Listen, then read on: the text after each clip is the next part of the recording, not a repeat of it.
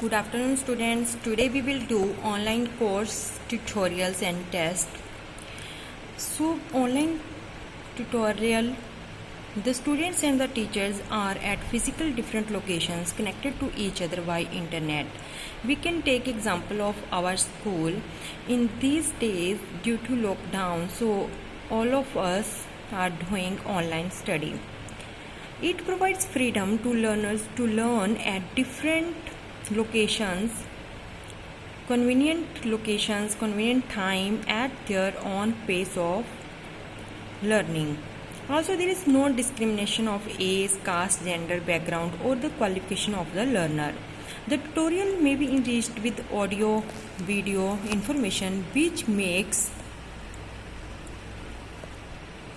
learners more enjoyable and attractive. The tutorial may require different kinds of interactions with the user. For example, video slide tutorial where the video or the slides of lecture are available, and interactive tutorial requires the user to follow the instructions, perform the desired action or get the feedback. Webinars are real-time lectures where user participates in lecture, may ask questions or get the queries answered. Here some examples of online educational sites are there. First is Khan Academy. It's an educational website created in 2006 by Educator. This website hosts video tutorial on different subjects like mathematics, history and physics, chemistry, civics and economics. Now next is udacity.org is a site which offers online course for development of technical skills, और इसके लिए हमें free certificate भी मिलते हैं. Then course.org, edx.org provide the high quality online course for free in collaboration with various universities across the globe. They aim to provide the free online education through its partner worldwide. Okay, next we can see here w3schools.com free tutorial in all web development technologies like HTML, CSS, JavaScript and PHP etc. ये जो है websites, इसका अगर हमने CSS या JavaScript का कोई भी ट्यूटोरियल सीखना है तो it's very beneficial for us. Next one is GCFlearnfree.org creates and provide the quality, innovative online learning opportunities to anyone who wants to improve the technology. अगर हम technically we want to increase our knowledge, then we can go this website. Next is NCERT में जो है इस portal में online education provide की जाती है. E books, journals, question bank होता है, चिल्ड्रन बुक्स होती हैं एक्सेट्रा. ठीक है. In addition there several websites that allow the students to test their knowledge. इसके अलावा और भी जो हैं डिफरेंट लिंक्स इस बुक में आपके प्रोवाइड किए गए हैं जहाँ पे हमें ऑनलाइन हम टेस्ट भी दे सकते हैं, ऑनलाइन एजुकेशन भी हम प्रोवाइड कर सकते हैं. ठीक है. जैसे इंग्लिश ग्रामर का टेस्ट देना है तो each and everything is provided by these websites. Next is project management, web based application development. Web based application development जो इन्वॉल्व करते हैं the process of developing web applications. Web application is a program that is stored on a remote server. It's a online and delivered over the internet through a web browser interface. Project क्या होता है? Project एक ऐसा task है जिसको हम unique कोई भी प्रोडक्ट बनाने के लिए उस प्रोजेक्ट को डिफ़ाइन किया जाता है. उसकी करैक्टरिस्टिक्स क्या होती हैं प्रोजेक्ट की? प्रोजेक्ट जो होता है उसका कोई एक बिगनिंग होती है और उसका एक एंड होता है. Okay. The extent of the project is defined. It has boundaries. जैसे स्क्वायर होता है, रेक्टेंगल होता है, उनकी बाउंड्रीज होती हैं. तो प्रोजेक्ट की भी एक बाउंड्री होती है, एक स्टार्टिंग और एक एंड पॉइंट होता है.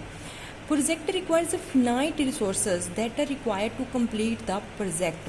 उसके रिसोर्सेज कौन से हैं जिनको कंप्लीट करने से ही हमारा प्रोजेक्ट है जो कंप्लीट होगा. प्रोजेक्ट है स्पेसिफिक टाइम, एक टाइम फ्रेम होता है, टाइम लिमिट दी जाती है कि इस टाइम पीरियड में हमने इस प्रोजेक्ट को कंप्लीट करना है. प्रोजेक्ट जो होते हैं उसके ऑब्जेक्टिव होते हैं, किन ऑब्जेक्टिव के लिए उस प्रोजेक्ट को बनाया जा रहा है.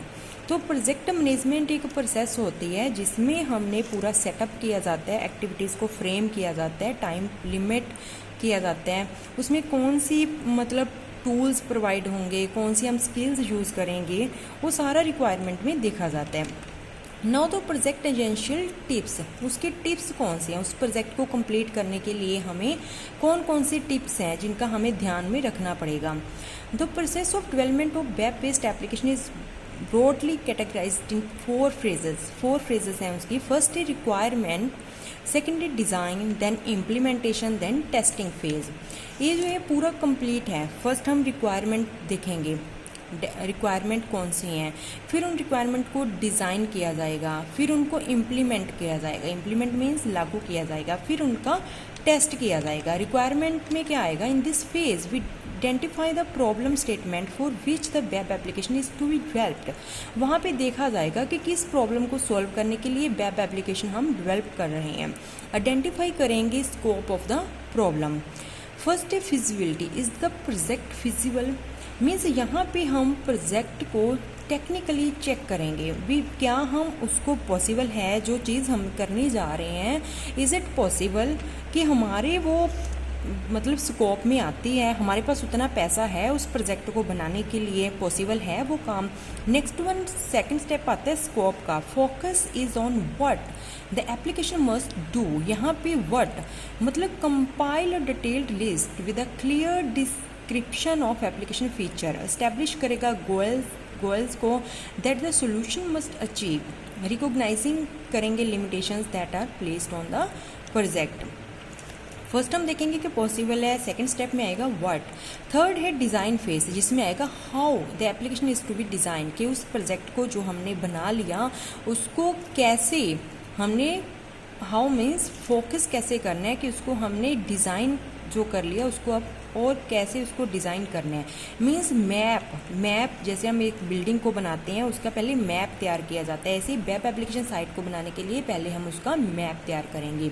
It contains the essential information about the structure of the site. उसमें पूरी साइट का स्ट्रक्चर तैयार किया जाएगा। Means the pages and the relationship between them. We have a map with pages and a path connecting them. Next आता है database. Design the application database, identify करेंगे डाटाबेस टेबल्स को that will be required in the application. पूरे database को require किया जाएगा, देखा जाएगा, उसका स्ट्रक्चर देखा जाएगा, साइज़ देखा जाएगा। उसके बाद हम पेज का स्ट्रक्चर देखेंगे, डिज़ाइन करेंगे पेज के स्ट्रक्चर को, ठीक है, हेडर कौन सा होगा, मेन कंटेंट क्या होंगे। थर्ड स्टेप आता है इम्प्लीमेंटेशन। क्रिएट करेंगे बैकएंड और फ्रंट एंड और उन दोनों में कनेक्टिविटी। बैकएंड जो होता है क्रिएट करता है डाटाबेस को, इसमें हम सीक्वल के कौन से टेबल्स, एट्रीब्यूट, रिलेशनशिप, कौन सा मतलब हम बैकएंड में कौन सा डाटाबेस यूज़ करेंगे वो देखेंगे।